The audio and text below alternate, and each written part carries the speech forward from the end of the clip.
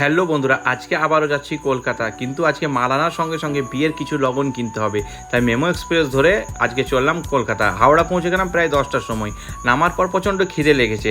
বাইরে এক জায়গায় দেখছি যে ধোসা বিক্রি হচ্ছে ইডলি সাম্বারের সঙ্গে, এবং সেখানে দাঁড়িয়ে দাঁড়িয়ে অনেকক্ষণ ধোসা বানানো দেখলাম, এবং শেষে খিদে ধরে রাখতে পারলাম না, একটা ধোসা অর্ডার করে দিলাম এবং ধোসাটা খেতে লাগলাম। আজকে ধোসাটা খুব সুন্দর করেছে।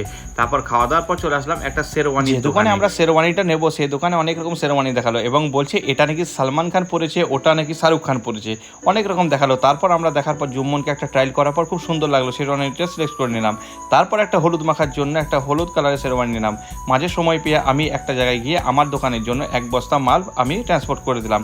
নাখোদা মসজিদের সামনে খুব সুন্দর আমের জুস বিক্রি করে, সেখান থেকে এক গ্লাস আমি জুস নিলাম এবং সেটাকে খেতে শুরু করলাম। তারপর রাস্তায় যেতে যেতে দেখছি এক জায়গায় শরবত বন্টন করছে, নিয়ে নিলাম গরমের সময় এক গ্লাস শরবত এবং সেটা খেতে এনজয় করতে লাগলাম।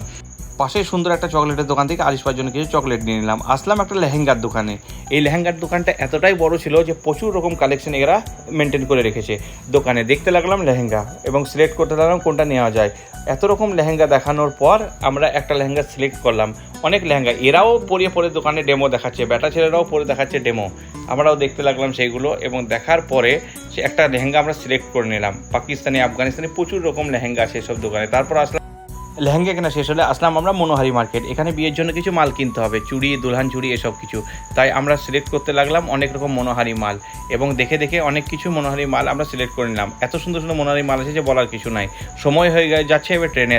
ব্যাগ দুটোকে নিয়ে চলে আসলাম মেট্রো স্টেশনে। এখান থেকে একবারে চলে যাব হাওড়া, তাই মেট্রো স্টেশনে মেট্রো ধরার জন্য চলে যাচ্ছি নিচে।